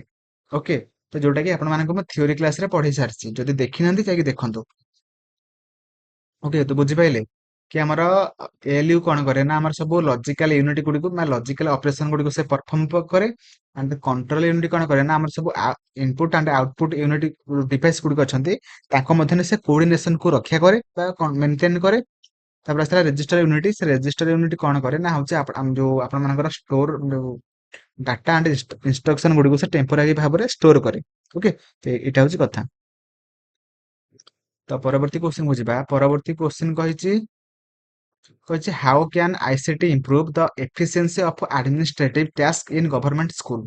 ସେ କହିଛି କି ଆମର ICT ମାଧ୍ୟମରେ ଆମେ ଗଭର୍ଣ୍ଣମେଣ୍ଟ ସ୍କୁଲ ଗୁଡିକରେ ଆମେ କେଉଁଭଳି ଭାବରେ ତାଙ୍କର ସବୁ କାମ ଗୁଡିକ ସବୁ ଭଲ ଭାବରେ ହୋଇଥାଏ। କେମିତି ହୋଇଥାଏ? ଅପସନ ଅଛି by promoting manual record keeping, option B ଅଛି slowing down data management processes, option C अछि by increasing paper work and bureaucracy, option D अछि by automatic and streaming administrative task. तो सठिक आंसर कौन हबो? सठिक आंसर कौन हबो ना हमर कौन हुए ना आमे माने कौन करंदी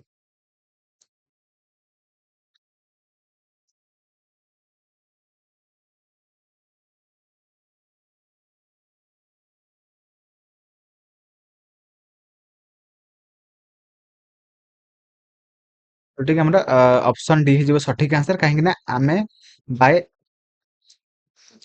automating and streaming administrative task. Okay, तो कौन हुए ना जो जहाँ भी टास्क गुड़िक थाए से सब कौन करते तांको माध्यम रे बा से गोटे रोल थाए कि आमर सब शेड्यूल होके थाए, तो सेई माध्यम रे आमे माने सब काम गुड़िक सब ठीक भाव में माने करि पारंती पिला मानक पई। ସେଥିପାଇଁ ଆମର ICT ମଧ୍ୟ ସ୍କୁଲ ମାନଙ୍କରେ ରହିବା ଦରକାର। ଓକେ, ତ ICT ର ଫୁଲ ଫର୍ମ ଆପଣ ମାନଙ୍କୁ ମୁଁ କହିସାରିଛି, ଯୋଉମାନେ ଜାଣିଛନ୍ତି ମତେ କମେଣ୍ଟରେ ଲେଖନ୍ତୁ। ତ ପରବର୍ତ୍ତୀ କ୍ୱେଶ୍ଚନ କୁ ଯିବା। What is the primary advantage of adding a network printer over a local printer in an office setting? Okay, तो आमे माने देखंतु आमे माने प्रिंटर नेटवर्क प्रिंटर को आमे माने कोन पय यूज करबा। ओके, तो बुझिबले कि नाही माने ऑफिस रे आमे कोन पय नेटवर्क प्रिंटर को यूज करबा, कोन पय यूज करबा? ऑप्शन अछि network printer are easier to set up, option B अछि network printers require fewer cables, option D अछि जोटा कि network printer are typically less expensive, option C अछि multiple user can access as network printer reducing the need of individual printer. देखंतु आमे माने कोन करंते ना office रे तो प्रति एम्प्लॉय मानक पाखरे तो गोटे गोटे प्रिंटर रहिबाटा के कष्ट हबो बा एक्सपेंसिव हबो, तो सेति पय कोन करंते ना आमे माने आमडे नेटवर्क प्रिंटर को एडिंग माने इंस्टॉल करंती एवं ता माध्यम रे सब कंप्यूटर रु सब इंस्ट्रक्शन गुड़िक सब गोटे प्रिंटर रे जाइक रही थाए आमे माने देई पारंती। से सेते बेले गोटे प्रिंटर माध्यम रे सब एम्प्लॉय मानकर प्रिंट आउट बाहरी पारिबो। ओके, तो सेति पय एठी कोन कहै ना multiple users can access a network printer reducing the need of individual printer, माने इंडिविजुअल प्रिंटर दरकार नाही, तो ऑफिस रे 4-5टा बड़ प्रिंटर बा गोटे नेटवर्क प्रिंटर को यूज करके सबू एम्प्लॉय माने सेमानकर प्रिंट माने प्रिंट काम को से ठीक भाव में करें क्या माध्यम ना हूँ आमर नेटवर्क प्रिंटर माध्यम। ओके, नेटवर्क प्रिंटर को एक्सेस करके से ठीक भाव में सबू माने ऑफिसर काम को ठीक भाव में तुले पारे, यहाँ हूँ कथा। What does the term hexadecimal represent in computing? माने से कहिछि कि हमर जो कंप्यूटिंग आमे करंती तो सेथरे जो आमे यूज करंती हेक्साडेसिमल नंबर, तो सेही हेक्साडेसिमल नंबर माने कोन से पचारछि। ऑप्शन अछि base 2 numbering system, option B अछि बेस 16 नंबरिंग सिस्टम देखो आपण मानक एठी देखिदेबे नै कि आपण माने एठी कलर अलगा अछि एटा आंसर हबो आपण माने क्वेश्चन को ठीक माने बुझबा को चेष्टा करिवे ओके तो आपण माने जानि परिबे कि पूर्व वर्ष जो माने एग्जाम होउतला तो सेथिरे केते लेवल केउ टॉपिक रु केतेटा क्वेश्चन पडिथिला सबोट ओवरऑल आईडिया आपण मानक मिलि जिवो ओके आपण माने खाली ए जो आंसर देखि के आंसर कर देले हबो नै ओके आपण माने बुझबा को चेष्टा करिवे कोउटा कोन पडिबो एक्स्ट्रा पॉइंट माने धर आपण मानक एठी पछातले हेक्साडेसिमल आपण मानक आउ माने पछारिबो कोन ना ऑक्टाल नंबर आमे कहा कोइ थांती तो कोन करिवे ना 8टा नंबर थिले तो सेति पे आपण सब ऑप्शन गुड को बुझा को चेष्टा करिवे खाली आंसर देखि कि कहिबेनी कि ना आंसर अछि आ ओटा काहे खालटा करचंती वीडियो ओके सेति पे आपण माने सब ऑप्शन गुड को ठीक रे बुझंतु देन आपण माने आपण मानकर कांसेप्ट क्लियर हबो ओके तो ऑप्शन अछि base 2 numbering system base 16 numbering system base 10 numbering system base 8 numbering system तो सठिक आंसर कोन हबो देखंतु हमर सठिक आंसर तो आपण माने जानि सारथिबे कि बेस 16 नंबरिंग सिस्टम हबो एवं ता सहित 2 नंबरिंग सिस्टम जदि आपण मानक पचारथिबे परीक्षा रे आपण माने कोन करिवे ना बाइनरी बाइनरी करिवे देन जदि आपण मानक पचारथिबे 10 नंबरिंग सिस्टम तो आपण माने कोन करिवे ना डेसिमल बुझि पाइले तापर आपण मानक जदि पचारथिबे 8 नंबरिंग सिस्टम तो आपण माने कोन करिवे ना ऑक्टल बुझि पाइले क्लियर देन हम परवर्ती क्वेश्चन को जिबा परवर्ती क्वेश्चन एठी कहिछि which component of the computer is responsible for temporarily storing data and program instructions during processing माने से कहिछि कि हमर गोटे प्रोग्राम रो जो इंस्ट्रक्शन गुडी को हमर किए प्रोसेसिंग करे एवं ता सहित से मध्ये कोन करे ना होछ हमर सब टेम्पररी भाबरे सब डाटा गुडी को से स्टोर करे किए करे ऑप्शन अछि एचडीडी जीपीयू रैम सीपीयू आपण मानकू देखंतु एठी सब फुल फॉर्म गुडी को आपण मानकू एठी देई देछि आपण मान टिके नोट कर देबे जदि जानिथिबे भलो कथा जदि न जानि चंती आपण मान नोट करंतु काहे कि ना एई फुल फॉर्म मध्ये आपण मानकू परीक्षा रे पचारिबारे बहुत माने चांस अछि तो एचडीडी जोटा के फुल फॉर्म होछि कोन ना हार्ड डिस्क ड्राइव देन आसी जीपीयू रे फुल फॉर्म होछि ग्राफिक्स प्रोसेसिंग यूनिट तापर आसला RAM random access memory and CPU जोटा के हमर कोन फुल फॉर्म ना सेंट्रल प्रोसेसिंग यूनिट जदि आपण मान पचारिबे रोम तो कोन करिवे ना read only memory okay read only memory बुझी पाइले तो एठी कोन सठिक आंसर कोन हबो ना हमर ऑप्शन सी ही जो सठिक आंसर काहे कि ना रैम रैम कोन करे ना हमर सब प्रोग्राम इंस्ट्रक्शन गुडी को से प्रोसेसिंग करे एवं ता सहित सब डाटा गुडी को से जो माने टेम्पररी भाबरे स्टोर करे बुझी पाइले नोट करिवे एवं ता सहित आपण मानक मु एचडीडी जीपीयू सीपीयू संपर्क रे पूरा पूरी थ्योरी क्लास रे पढी सारची जदि देखि नाहंती जायकि प्लेलिस्ट रे अवेलेबल अछि जायकि देखंतु मोर ग्यारंटी आपण माने सब किछि ठीक भाबरे बुझी परिबे तो परवर्ती क्वेश्चन को जिबा परवर्ती क्वेश्चन कहिछि in the context of operating system what is the context switch माने आपण मानकर जो ऑपरेटिंग सिस्टम रे कॉन्टेक्स्ट स्विच कोन ओके तो तार काम कोन ऑप्शन अछि switching between different operating system तापर कहिछि switching between different user accounts option C अछि switching between different applications option D अछि switching between different hardware devices देखंतु हमर सठिक आंसर कोन होबो ना हमर माने जो ऑपरेटिंग सिस्टम रे जो थिला गोटे कॉन्टेक्स्ट स्विच तो से कोन करे ना होछि से हमर डिफरेंट एप्लीकेशन मध्य रे से स्विचिंग भाबरे काम करे माने ऑप्शन सी हमर सठिक आंसर होबो काहे कि ना स्विचिंग बिटवीन डिफरेंट एप्लीकेशन बुझि पाइले गोटे एप्लीकेशन नु आ गोटे एप्लीकेशन को जिबा पई बा स्विच करिया पई हमको केस माने काहा को हमें यूज करथांती ना हमें कॉन्टेक्स्ट स्विच को हमें माने यूज करथांती बुझि पाइले तो परवर्ती क्वेश्चन को जिबा परवर्ती क्वेश्चन कहिछि which ethical principle suggest that individuals should have control over their own personal data माने से कहिछि कि हमरा पर्सनल बा ओन पर्सनल डाटा गुडी को हमें माने कंट्रोल करिबा बा हमें हमर माने ठीक भाबरे हमें माने मेंटेन करि रखिबा तो सेटा को हमें माने कोन कहिथांती ताको हमें कोन कहिथांती एथिकल माने भाषा रे ऑप्शन अछि डाटा स्टेवारशिप ऑप्शन बी अछि डाटा ओनरशिप ऑप्शन सी अछि डाटा ऑटोनॉमी ऑप्शन डी अछि डाटा सोवेरेनिटी तो सठिक आंसर कोन हबो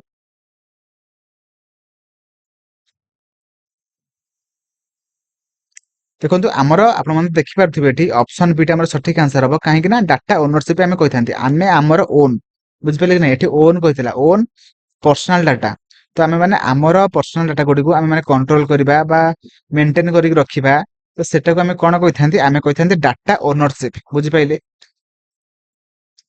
ତ ପରବର୍ତ୍ତୀ କ୍ୱେଶ୍ଚନ କୁ ଯିବା ପରବର୍ତ୍ତୀ କ୍ୱେଶ୍ଚନ କହିଛି in the context of networking what does QoS stands for ମାନେ ଆପଣ ମାନଙ୍କର ଯୋଉ ନେଟୱାର୍କିଂ ମାନେ ଯୋଉ ଚାପ୍ଟର ଅଛି ଗୋଟେ ତ ସେଥିରେ ଯୋଉ ଆମେ ମାନେ ୟୁଜ କରିଥାନ୍ତି QoS ତ ତାର ଫୁଲ ଫର୍ମ କଣ ଅପସନ ଅଛି query optimisation system option C ଅଛି କ୍ୱିକ୍ ଅନଲାଇନ ସପୋର୍ଟ ଅପସନ ବି ଅଛି କ୍ୱାଣ୍ଟିଟେଟିଭ ଆଉଟପୁଟ ସ୍କାନର ଅପସନ ଏ ଅଛି କ୍ୱାଲିଟି ଅଫ ସର୍ଭିସ ତ ସଠିକ ଆନ୍ସର କଣ ହବ ନା ଆମର ଅପସନ ଏଟା ଆମର ସଠିକ ଆନ୍ସର ହବ କ୍ୱାଲିଟି ଅଫ ସର୍ଭିସ ଓକେ ବୁଝିପାରିଲେ କି ନାହିଁ ତ ପରବର୍ତ୍ତୀ କ୍ୱେଶ୍ଚନ କୁ ଯିବା ପରବର୍ତ୍ତୀ କ୍ୱେଶ୍ଚନ କହିଛି ଦେଖନ୍ତୁ ଏଇ କ୍ୱେଶ୍ଚନ ଟିକେ ହାର୍ଡ ଅଛି ଟିକେ ନୋଟ କରି ରଖିବେ ତ କହିଛି ଏଠି which encryption algorithm is commonly used for securing internet communications and transaction okay तो से कहिछि कि हमर इंटरनेट कम्युनिकेशन एंड ट्रांजैक्शन को सिक्योर माने सिक्योर करिया पई आमे माने काहा को यूज करथांदी ओके बा केउ एन्क्रिप्शन एल्गोरिदम को आमे माने यूज करथांदी ऑप्शन अछि DES MD5 SHA and RSA आपण माने सब फुल फॉर्म गुडी को सब टिके नोट करिक रखंतु जोटा कि आपण माने को परीक्षा रे पुनी पचारिबो बुझि पाइले कि नै तो सठिक आंसर कोन होबा ना हमरा RSA ओके राइवेस्ट सामिर आडलिमान ओके तो RSA टिके नोट करि रखिबे टिके माने यूनिक क्वेश्चन अछि तो परवर्ती क्वेश्चन को जिबा परवर्ती क्वेश्चन कहै छै what is the main purpose of open source software OSS licences okay तो से कहै छै कि ओपन सोर्स सॉफ्टवेयर रो मेन पर्पस कोन अछि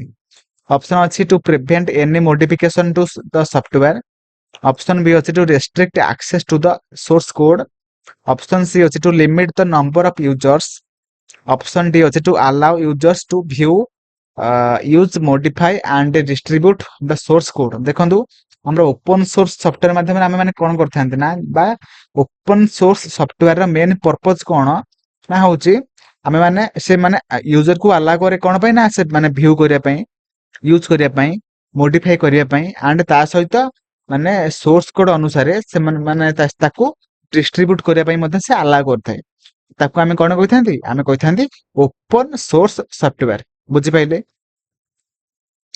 तो तापर आइला देखंतु एई वीडियो माध्यम रे आमे माने दीटा सेट रो कंप्यूटर क्वेश्चन को डिस्कशन करिबा पुणी आमे माने परवर्ती वीडियो रे देन आउ दुटी सेट रो कंप्यूटर क्वेश्चन को डिस्कशन करिबा एवं एही भली भाबरे एही सब वीडियो को आमे माने गोटे मैराथन क्लास करदबा जोटे कि आपण माने आउ थरे revision करदेबे okay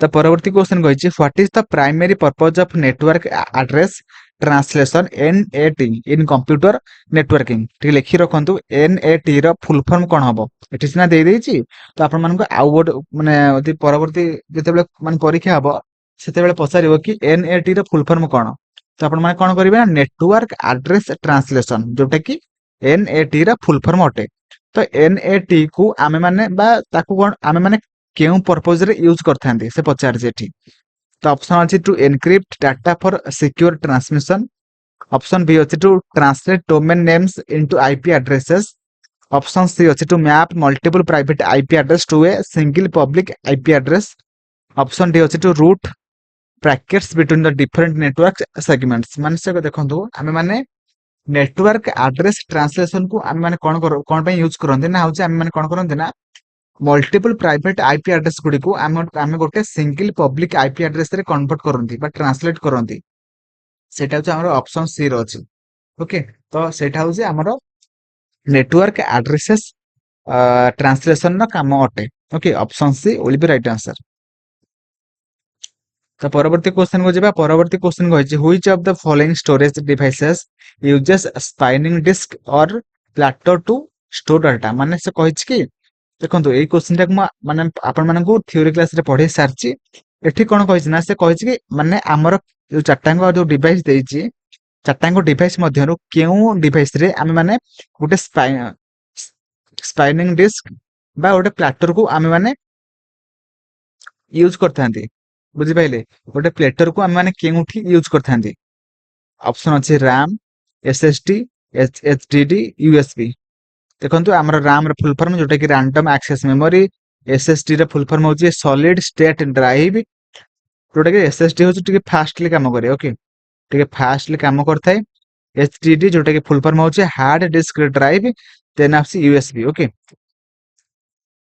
universal serial port USB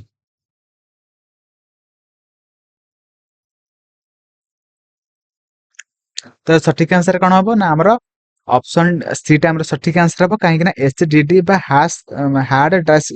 hard disk drive जोटा कि से कौन हुए ना आमर प्लाटर को आम मैंने यूज करते ओके तो प्लाटर कौन ना गोटे प्लेट ओके गोलिया प्लेट से हार्ड डिस्क मध्य से घूरी थाए ओके से प्लेट रे ही आम सब डाटा गुड़िक सब स्टोर होकर रही थाए ताको आम कौन कहते ना hard disk drive okay hard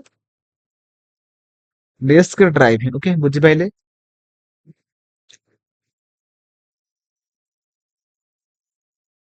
तो यूएसबी रे फुल फॉर्म कौन हम ना यूनिवर्सल सीरियल बस ओके लिखि रखिए यूनिवर्सल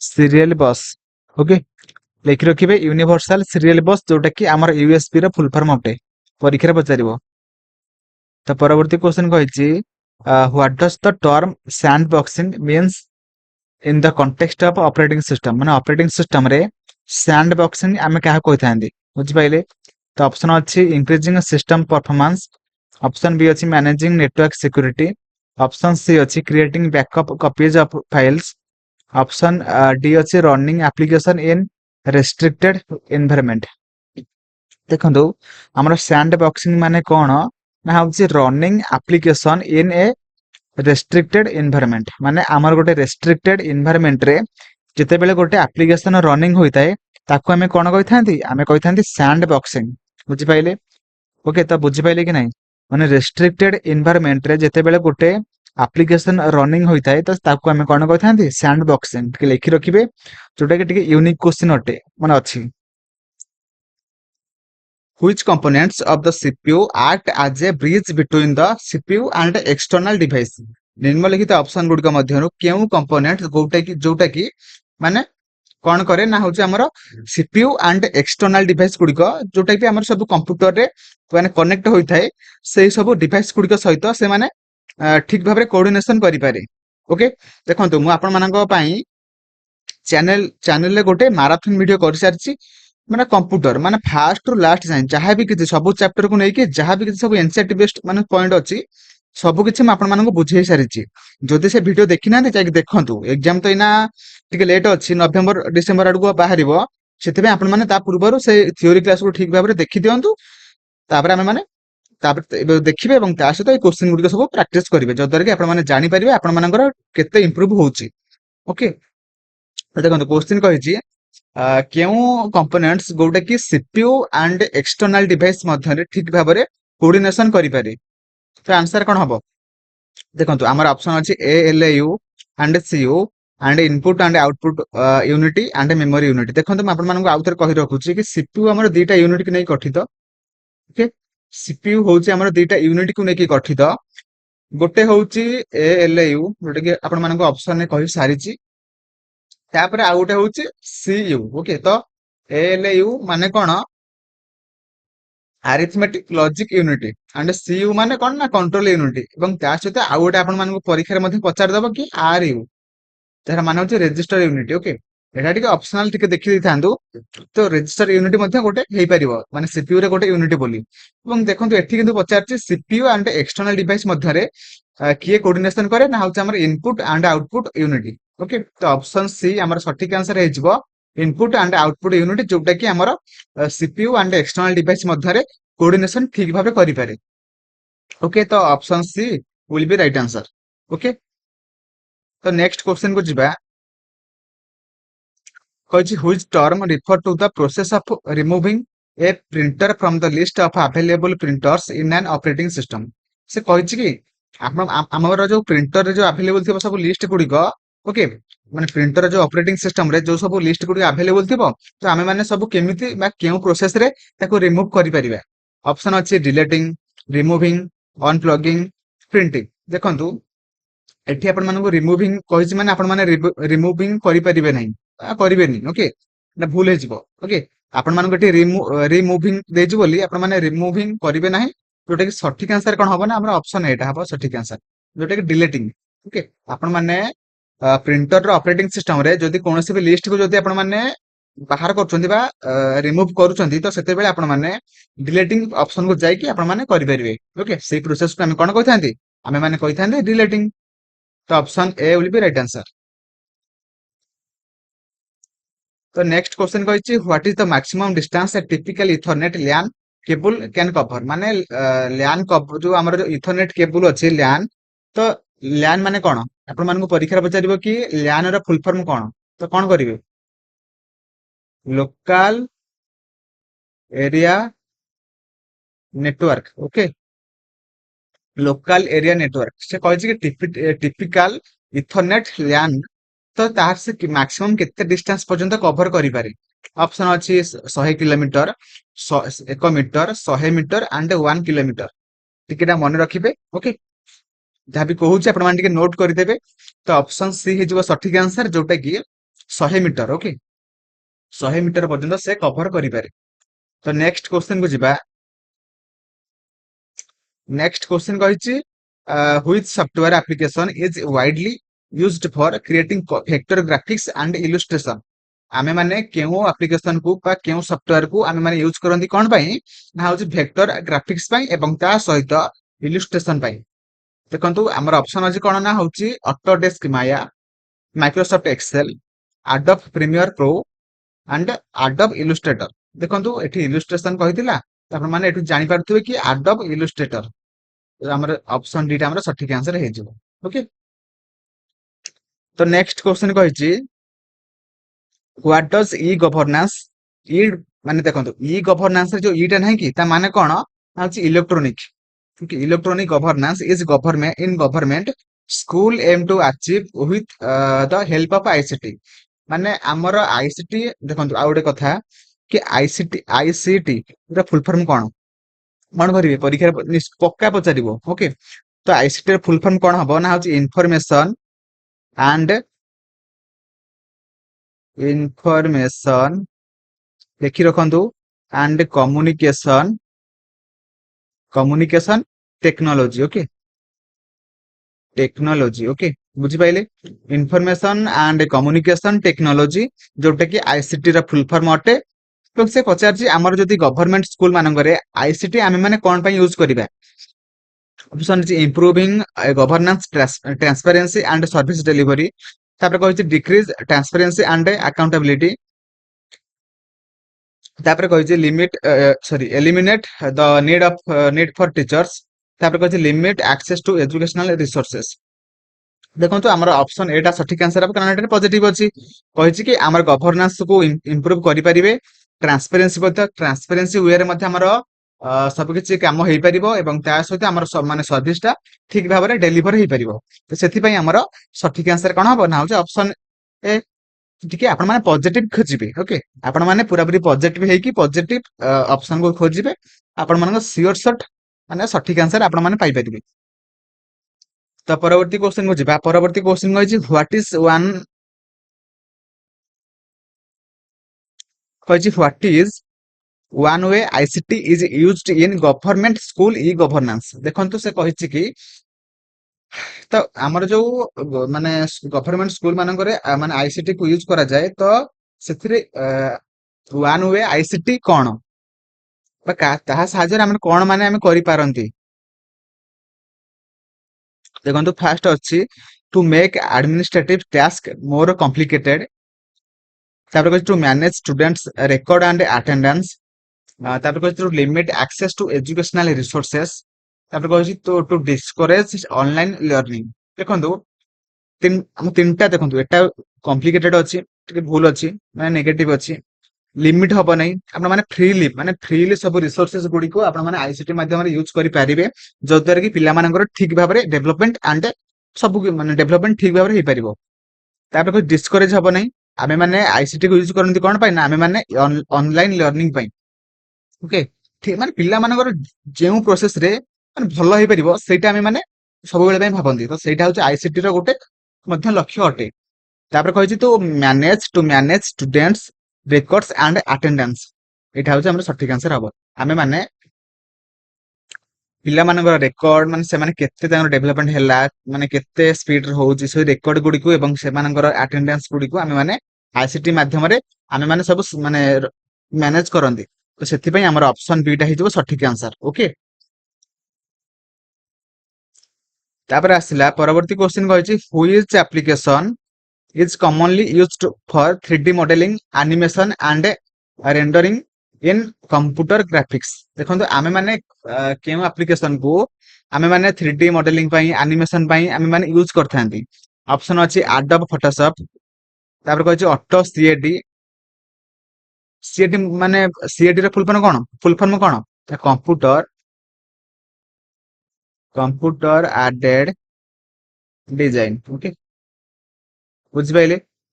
ତାପରେ କହିଲା ମାଇକ୍ରୋସଫ୍ଟ ୱାର୍ଡ କହିଛି, ମାଇକ୍ରୋସଫ୍ଟ ଏକ୍ସେଲ କହିଛି। ତ ସଠିକ ଆନ୍ସର କଣ ହବ? ଆମେ ମାନେ କାହାକୁ ୟୁଜ କରିଥାନ୍ତି ମାନେ 3D ମଡେଲିଂ ପାଇଁ ଆନିମେସନ ପାଇଁ କାହାକୁ ୟୁଜ କରିଥାନ୍ତି ନା ଆମେ ହଉଛନ୍ତି ଅପସନ ବି ଯୋଉଟା କି ଅଟୋ ସିଏଡି କୁ ୟୁଜ କରିଥାନ୍ତି। ଓକେ, ଯୋଉଟା କି ଅଟୋ କମ୍ପ୍ୟୁଟର ଆଡେଡ ଡିଜାଇନ କୁ ଆମେ ମାନେ ୟୁଜ କରିଥାନ୍ତି। ତ ପରବର୍ତ୍ତୀ କ୍ୱେଶ୍ଚିନ୍ କୁ ଯିବା। ପରବର୍ତ୍ତୀ କ୍ୱେଶ୍ଚିନ୍ କହିଛି which of the following is not a part of CPU. ନିମ୍ନଲିଖିତ ଅପସନ ଗୁଡିକ ମଧ୍ୟରୁ କୋଉଟା ଗୋଟେ ସିପିୟୁ ର ମାନେ ଗୋଟେ ପାର୍ଟ ନୁହଁ? ତ ଦେଖନ୍ତୁ ସିପିୟୁ ମୁଁ ଆପଣମାନଙ୍କୁ ଫାଷ୍ଟ କହିକି ଆସିଛି, ଆଉ ଥରେ କହି ରଖୁଛି। ତ ସିପିୟୁ ହଉଛି କଣ୍ଟ୍ରୋଲ ୟୁନିଟ କୁ ନେଇକି ଗଠିତ, ଆରିଥମେଟିକ ୟୁନିଟ କୁ ନେଇକି ମଧ୍ୟ ଗଠିତ, ଆଣ୍ଡ ଆଉ ଗୋଟେ ହବ କଣ ରେଜିଷ୍ଟର ୟୁନିଟ। ଓକେ, ମାନେ ସିପିୟୁ ରେ କଣ ହେଇଛି ନା ସିପିୟୁ ରେ ବହୁତ ସାରା ରେଜିଷ୍ଟର ଥାଏ। ତ ସେଥିପାଇଁ ଆମେ ମାନେ ଅ ସେଥିରେ ମଧ୍ୟ ଗୋଟେ ରେଜିଷ୍ଟର ବହୁତ ସାରା ଅଛି ବୋଲି ଆମେ ମାନେ ତାକୁ କଣ କହିଥାନ୍ତି ନା ଆମେ ତାକୁ କହିଥାନ୍ତି ରେଜିଷ୍ଟର ୟୁନିଟ। ତ ଦେଖନ୍ତୁ କିନ୍ତୁ ଦେଖନ୍ତୁ ମେମୋରି ୟୁନିଟ ସେମିତି କିଛି ନାହିଁ। ଓକେ, ତ ସିପିୟୁ ରେ ମେମୋରି ୟୁନିଟ ବୋଲି ସେମିତି କିଛି ନାହିଁ। ସେଥିପାଇଁ ଆମର ନଟ୍ ପଚାରିଥିଲା ଯେହେତୁ ଆମର ଅପସନ ଏଟା ସଠିକ ଆନ୍ସର ହବ। ଓକେ, ତ ସିପିୟୁ ଗୋଟେ ମାନେ ସିପିୟୁ ରେ ମେମୋରି ୟୁନିଟ ସେମିତି କିଛି ନାହିଁ। ତ ସେଥିପାଇଁ ଏଟା ହେଇଯିବ ଗୋଟେ not a part of CPU.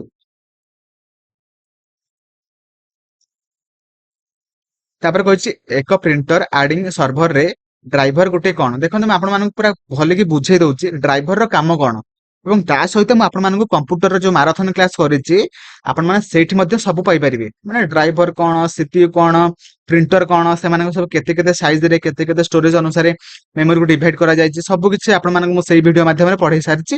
ଯଦି ଆପଣମାନେ ଦେଖିନାହାନ୍ତି ଯାଇକି ଦେଖନ୍ତୁ। ଏବଂ ତା ସହିତ ମୁଁ ଏଠି ଆଉ ଥରେ କହି ରଖୁଛି କି ଡ୍ରାଇଭର ମାନେ କଣ। ଦେଖନ୍ତୁ ଆମର ସବୁ ଡିଭାଇସ ଗୁଡିକ ସବୁ କୋଉଠି କନେକ୍ଟ ହୋଇଥାନ୍ତି ନା ଆମର ସିପିୟୁ ରେ। କିନ୍ତୁ ଖାଲି ମାନେ ସିପିୟୁ ରେ କନେକ୍ଟ ହେଇଗଲେ ମାନେ ସେ ସିପିୟୁ ଜାଣିପାରିବ ନାହିଁ ଯେ ଏଟା କେଉଁ ପ୍ରକାରର ଡିଭାଇସ ଅଟେ। ଏଟା ଇୟରଫୋନ ଅଟେ କି ଇୟରଫୋନ ଅଟେ କି ଏଟା ଗୋଟେ ପ୍ରିଣ୍ଟର ଅଟେ କି ଏଟା ଗୋଟେ ସ୍ପିକର ଅଟେ। ସେ କାହା ମାଧ୍ୟମରେ ଜାଣେ ନା ସେ ଡ୍ରାଇଭର ତାକୁ ଜଣୁଏ। କି ଡ୍ରାଇଭର ତାକୁ ଜଣୁଏ କି ଆରେ ସିପିୟୁ ସାର୍ ଏଟା ହଉଛି ପ୍ରିଣ୍ଟର ଅଟେ। ତ ଆପଣ ମାନେ ଯୋଉ ମାନେ ଆପଣ ଯାହାବି କିଛି ପ୍ରିଣ୍ଟର ପାଇଁ ମାନେ ପ୍ରିଣ୍ଟିଂ କରିବା ପାଇଁ ଯଦି ଚାହୁଁଥିବେ ଆପଣ ମାନେ ପ୍ରିଣ୍ଟର କୁ କହିବେ। ଯଦି ସ୍ପିକର ଅଟେ ତ ଆପଣ ମାନେ ଯଦି ମାନେ ଗୀତ ଶୁଣିବା ପାଇଁ ଚାହୁଁଛନ୍ତି ତ ସିପିୟୁ ସାର୍ ଆପଣ ଏଇ ସ୍ପିକର କୁ କହିବେ ଗୀତ ବଜେଇବା ପାଇଁ। ଏଇଟା ହଉଛି ଡ୍ରାଇଭର ର କାମ। ଓକେ, ତ ଏଠି କଣ କହିଛି ନା ଆମର ସଠିକ ଆନ୍ସର କଣ ହବ ନା ହବ ଅପସନ ଏଟା ହବ ସରି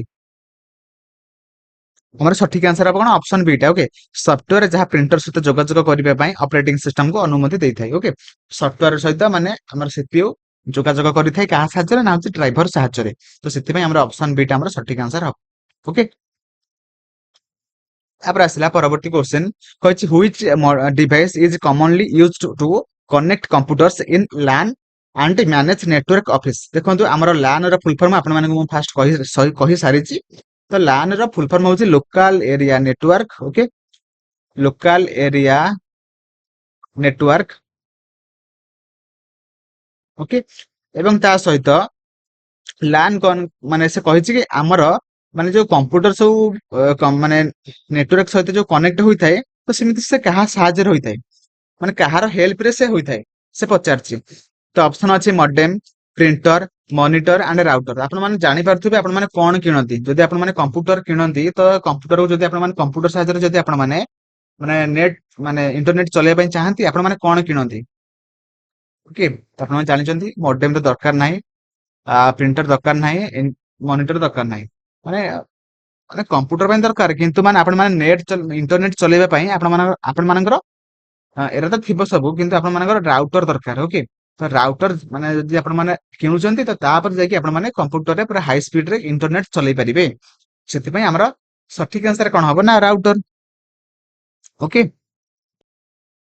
ପରବର୍ତ୍ତୀ କ୍वेଶ୍ଚନ କହିଛି କି what is the main ethical concern related to the use of big data analytics in business and government. ଆମେ ମାନେ ବିଜନେସ ହଉ କି ଗଭର୍ଣ୍ଣମେଣ୍ଟରେ ହଉ ତ ଆମେ ମାନେ ସବୁ ଡାଟା ଗୁଡିକୁ ଆନାଲିଟିକ୍ସ କାହିଁ କରିବା, କଣ ପାଇଁ କରିବା ନା ଆମର ଡାଟାକୁ ଆମେ ମାନେ ସିକ୍ୟୁରିଟି ପ୍ରଦାନ କରିପାରିବା ଏବଂ ତା ସହିତ ସେ ଡାଟା ଗୁଡିକୁ ଆମେ ମାନେ ପ୍ରାଇଭେସିରେ ରଖିପାରିବା। ତ ସେଥିପାଇଁ ହେଲା। ତ ପରବର୍ତ୍ତୀ ଗୋଟେ ସେଟ୍ ଆଉ ଗୋଟେ 5ଟା କ୍ୱେଶ୍ଚନକୁ ଯିବା।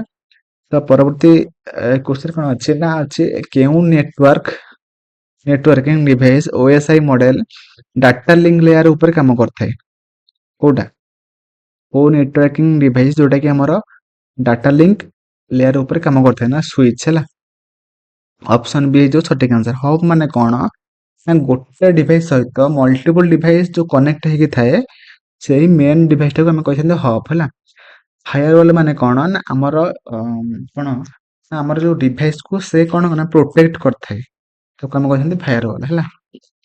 ଆଉ ତାପରେ ହେଲା ଆମର ରାଉଟର ମାନେ କଣ ନା ଆମର ଆମ ଡିଭାଇସ କୁ ସେ ମଲ୍ଟିପୁଲ ନେଟୱାର୍କରେ ସେ ଯୋଉ ଯିଏ କନେକ୍ଟ କରିଥାଏ ତାକୁ ଆମେ କହିଥାନ୍ତି ରାଉଟର ହେଲା। ପରବର୍ତ୍ତୀ କ୍ୱେଶ୍ଚନ ଯିବା। ପରବର୍ତ୍ତୀ ଆମର କ୍ୱେଶ୍ଚନ କଣ କହିଛି ନା what is the function of the BIOS ବା basic input and output system in a computer ହେଲା। କମ୍ପ୍ୟୁଟରର ଯୋଉ ବାୟସ୍ ଅଛି ତାର ମେନ୍ ଫଙ୍କସନ କଣ ଅଛି, କଣ ଥାଏ। ଅପସନ ଅଛି managing network connection, loading the operating system at startup, running antivirus software ନା ରେଣ୍ଡରିଂ ଗ୍ରାଫିକ୍ସ। ତ ସଠିକ ଆନ୍ସର କଣ ହବ ନା ଆମର ଅପରେଟିଂ ସିଷ୍ଟମକୁ ସେ ଲୋଡିଂ କରେ ବା ଷ୍ଟାର୍ଟଅପ ଟାଇମରେ ଷ୍ଟାର୍ଟ କଲା ଟାଇମରେ ସେ ଅପରେଟିଂ ସିଷ୍ଟମକୁ ସେ ଲୋଡ କରେ ହେଲା। କିଏ କରେ ନା basic input and output system ହେଲା। ସେଥିପାଇଁ ଆମର ଅପସନ ବି ହେଇଯିବ ସଠିକ ଆନ୍ସର ହେଲା। ତ ପରବର୍ତ୍ତୀ ଆମର କ୍ୱେଶ୍ଚନ କଣ ଅଛି ନିମ୍ନଲିଖିତ ମଧ୍ୟରୁ କେଉଁଟି ହେଉଛି କ୍ଲାଉଡ କମ୍ପ୍ୟୁଟିଂ ର ମୁଖ୍ୟ ଉଦ୍ଦେଶ୍ୟ ହେଲା। କ୍ଲାଉଡ କମ୍ପ୍ୟୁଟିଂ ମାନେ କଣ, କମ୍ପ୍ୟୁଟିଂ ନା ଏଟା ହେଲା ମାନେ କଣ ନା ଆମର ଡିମାଣ୍ଡ ଅନୁସାରେ ହେଲା ଆଇଟି ରିସୋର୍ସ ଯେମିତିକି ଆମର ସର୍ଭର ହେଲା, ଷ୍ଟୋରେଜ ହେଲା, ଡାଟା ବେସେସ୍ ହେଲା, ଆମର ଇଣ୍ଟରନେଟ ମାନେ ଉପରେ ବା ଇଣ୍ଟରନେଟ ମାଧ୍ୟମରେ ଆମକୁ ସେ ଦେଇଥାନ୍ତି। ଆମେ କେମିତି ଦେଇଥାନ୍ତି ନା ସେଥିପାଇଁ ସେ କିଛି ନା କିଛି ମାନେ ପ୍ରାଇସ୍ କହିଥାନ୍ତି, ଆମେ ତାକୁ ପେ କରିଥାନ୍ତି, ତାପରେ ଆମକୁ ସେଟା ସେ ମିଳିଥାଏ ହେଲା। ତାକୁ ଆମେ କହିଥାନ୍ତି କଣ ନା କ୍ଲାଉଡ କମ୍ପ୍ୟୁଟିଂ ହେଲା। ଯୋଉଟା କି ଆମର ଅପସନ ଏ ହେଇଯିବ ସଠିକ ଆନ୍ସର, ଯୋଉଟା କି ଅନ୍ ଡିମାଣ୍ଡ ରିସୋର୍ସ ପ୍ରୋଭିଜନିଂ ହେଲା। ଚାହିଦା ଅନୁଯାୟୀ ସଂସାଧନ ଯୋଗାଣ ହେଲା। ତ ଅପସନ ଏ ହେଇଯିବ ସଠିକ ଆନ୍ସର ହେଲା। ଆ ମାନେ ହଉଛି କ୍ଲାଉଡ କମ୍ପ୍ୟୁଟିଂ ହେଲା। ତ ପରବର୍ତ୍ତୀ ଆମର କ୍ୱେଶ୍ଚନ କଣ ଅଛି କହିଛି ଭର୍ଚୁଆଲ ମେମୋରି ପରିଚାଳନାରେ ଏକ ପେଜ ଫାଇଲ ବା ସ୍ୱାପ ସ୍ପେସ ର ଉଦ୍ଦେଶ୍ୟ କଣ, କଣ ହବ ସଠିକ ଆନ୍ସର ନା କମ ବ୍ୟବହୃତ ପ୍ରୋଗ୍ରାମ ବା ଡାଟା ଷ୍ଟୋର କରିବା ହେଲା। ଅପସନ ଏ ହେଇଯିବ ସଠିକ ଆନ୍ସର, ଯୋଉଟା କି କମ ବ୍ୟବହୃତ ପ୍ରୋଗ୍ରାମ ଡାଟା ଷ୍ଟୋର କରିବା ହେଲା। Option A will B right answer. ତ ପରବର୍ତ୍ତୀ ଆମର କ୍ୱେଶ୍ଚନ କଣ ଅଛି ନା what is the primary ethical concern related to the use of autonomous vehicles ହେଲା। ତ ସଠିକ ଆନ୍ସର କଣ ହବ ନା ଆମର ଅପସନ ଏ, ଯୋଉଟା କି ପୋଟେନସିଆଲ ଆକ୍ସିଡେଣ୍ଟସ ଆଣ୍ଡ ଲାୟବିଲିଟି ହେଲା।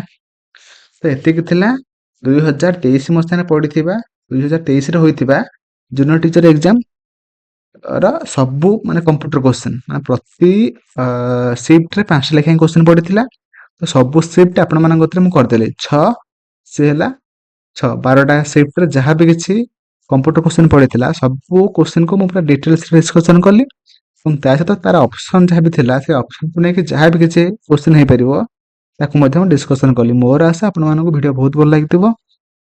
ଚ୍ୟାନେଲ ନୂଆ ଥିଲେ ସବସ୍କ୍ରାଇବ କରିକି ଅଲ୍ ନୋଟିଫିକେସନ ଉପରେ କ୍ଲିକ୍ କରିବେ, ଯଦ୍ୱାରା କି ମୁଁ ଯାହା ବି କିଛି ନୂଆ ଭିଡ଼ିଓ ଅପଲୋଡ଼ କରିବି ଆପଣମାନେ ସେ ଭିଡ଼ିଓର ନୋଟିଫିକେସନ ଆପଣମାନେ ଫାଷ୍ଟ ପାଇପାରିବେ। ଏବଂ ତା ସହିତ ଆପଣମାନଙ୍କୁ ଭିଡ଼ିଓ କେମିତି ଲାଗିଲା ମୋତେ କମେଣ୍ଟରେ ଜଣାଇବେ ଏବଂ ଆପଣଙ୍କୁ ଆଉ କୋଉ ଟାଇପର ଭିଡ଼ିଓ ଦରକାର ମୋତେ ମଧ୍ୟ କମେଣ୍ଟରେ ଜଣାଇବେ। ଦେଖା ହବ ନେକ୍ସଟ ଭିଡ଼ିଓରେ। Thank you. ଜୟ ଜଗନ୍ନାଥ।